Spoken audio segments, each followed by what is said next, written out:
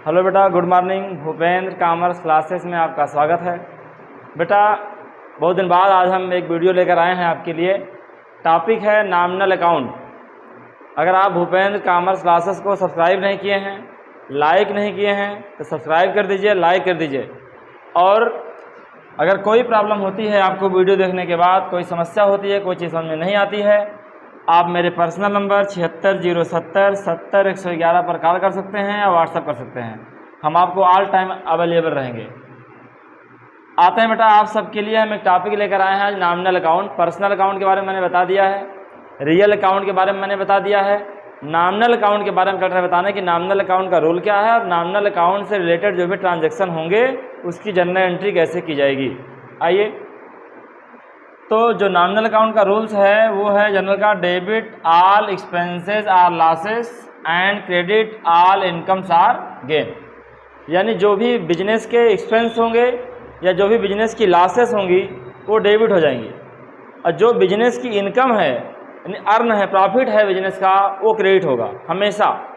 तो किसी भी ट्रांजैक्शन में हम कैसे पहचानेंगे कि ये प्रॉफिट है या एक्सपेंस है, लॉस है कि इनकम है, क्या है, कैसे पहचानेंगे, उसके लिए हम कुछ एग्जाम्पल लेकर आए हैं जिसके माध्यम से आपको हम समझाएंगे कि हम इस तरीके से पहचानेंगे कि एक्सपेंस है या इनकम है, और इसमें इस रूल को लगा करके हम जनरल एंट्री करेंगे। तो नॉमिनल अकाउंट की एक विशेषता है बेटा, बता देना चाहते हैं। जैसे अभी कहा गया होता commission paid to Ram, Ram को कमीशन दिया। अगर राम को कमीशन दिया है तो यहाँ नाम से कोई मतलब नहीं है। कमीशन पेड टू राम, जहाँ पर पेड शब्द का इस्तेमाल आए, commission paid, salary paid, commission received, salary received, जहाँ ऐसी बात आए वहाँ जान लेना कि ये नॉमिनल है। कैसे? कमीशन पेड मतलब कमीशन दिया, दिया तो एक्सपेंस है, एक्सपेंस मतलब नॉमिनल। कमीशन रिसीव्ड है, मिला, मिला मतलब इनकम है, इनकम मतलब नॉमिनल।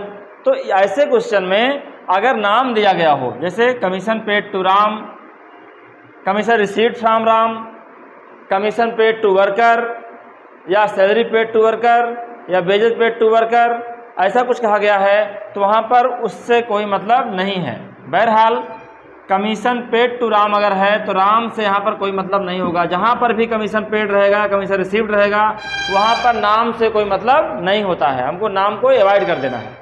तो जब नाम को अवॉइड कर देना है तो बाकी जो बचेगा उसी से क्वेश्चन को हम सॉल्व करेंगे। आइए देखते हैं। हमारे पास पहला एग्जांपल है कमीशन रिसीव्ड। कमीशन रिसीव्ड, अगर आपके प्रश्न में कमीशन रिसीव्ड दिया गया हो तो इसमें देखिए किसी पार्टी का नाम नहीं है, होता तो भी उससे कोई मतलब ना होता। कैसे?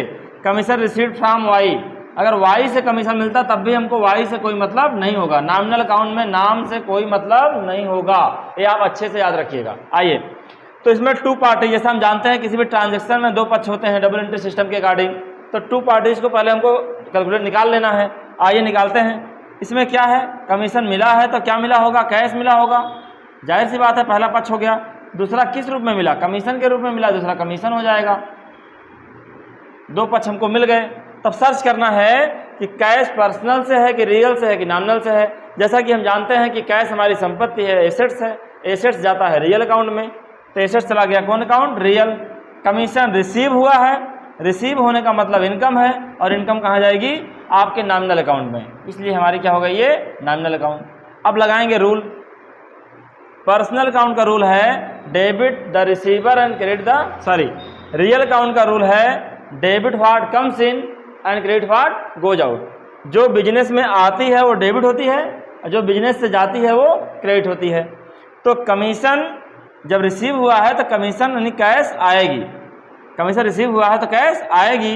रियल अकाउंट के रूल के according debit what comes in, cash हमारा हो जाएगा डेबिट। अब कमीशन रिसीव हुआ है मतलब इनकम है, इनकम है तो नॉमिनल है। नॉमिनल में रूल क्या है, credit all incomes or gains, यानी जो इनकम होती है वो क्रेडिट हो जाती है। तो नरेशन हो जाएगा आपका, एंट्री आपकी होगी cash account debit to commission account, commission account. Narration होगा बीइंग कमीशन रिसीव्ड, ये आपकी पहली एंट्री हो गई। बेटा दूसरी एंट्री की तरफ चलते हैं हम लोग।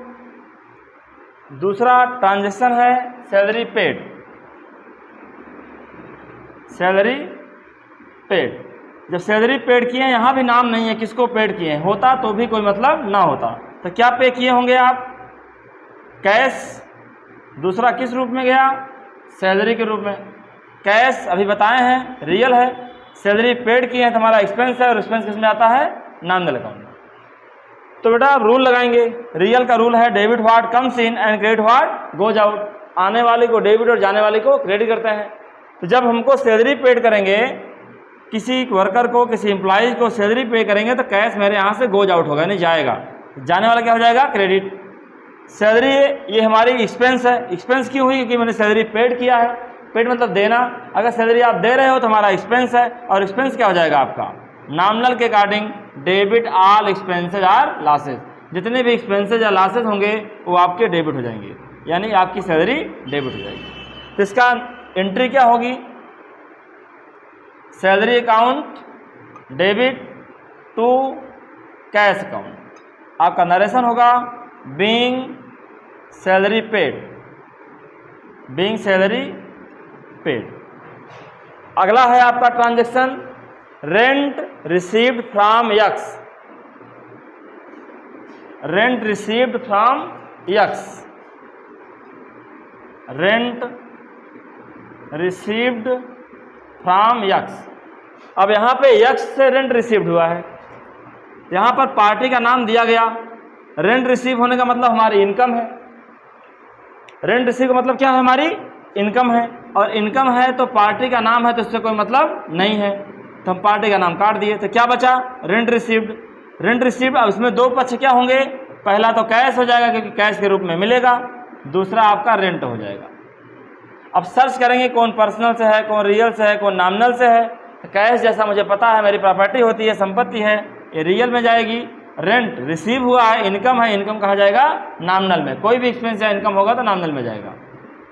आते हैं बेटा, अब लगाते हैं रूल। रियल का रूल है debit what comes in credit what goes out. जब कमीशन रिसीव्ड, रेंट रिसीव्ड हुआ है तो कैश आएगी, डेबिट व्हाट कम्स इन।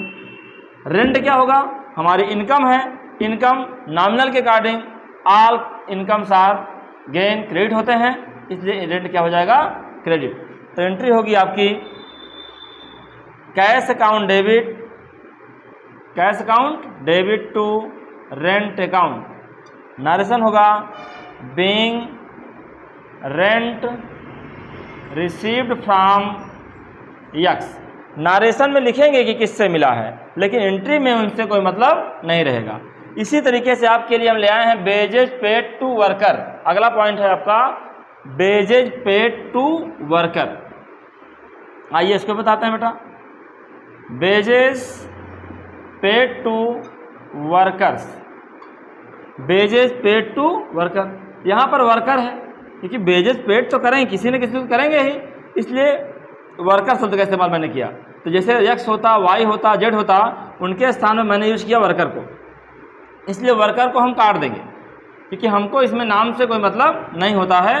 तो वेजेज पेड किए हैं तो वेजेज पहला हो जाएगा,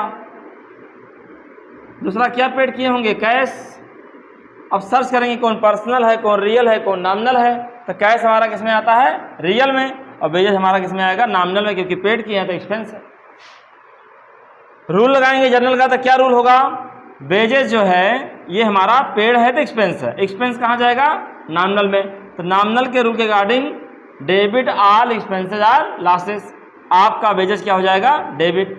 जब वेजेज पेड करोगे तो कैश आएगी कि जाएगी, कैश हमारी जाएगी, यानी गोज आउट। तो रियल के according debit what comes in credit what goes out, ये आपका हो जाएगा क्रेडिट। तो एंट्री क्या हो जाएगी, wages debit to cash account. Narration में आप पूरा लिखोगे being wages paid to workers. बेटा एक चीज़ ध्यान देना, कुछ लोग हमसे पूछते हैं कि सर अगर नारेशन ना लिखें तो क्या होगा। तो उनसे हम कह रहे हैं कि नारेशन ही किसी एंट्री को प्रूव करता है कि ये एंट्री किस चीज़ के लिए हुई है।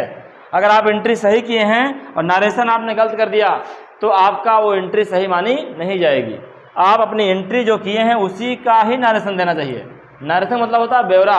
आप जो एंट्री किए हैं उसका ब्यौरा देना चाहते हैं, तो ब्यौरा आपने क्या दिया, जैसे वेजेज पेड है यहाँ पर और आपने यहाँ लिख दिया being wages received, being wages received, तो आपकी एंट्री गलत हो जाएगी क्योंकि आपने ब्यौरा दे रहे हैं रिसीव का और एंट्री किए हैं पेड का।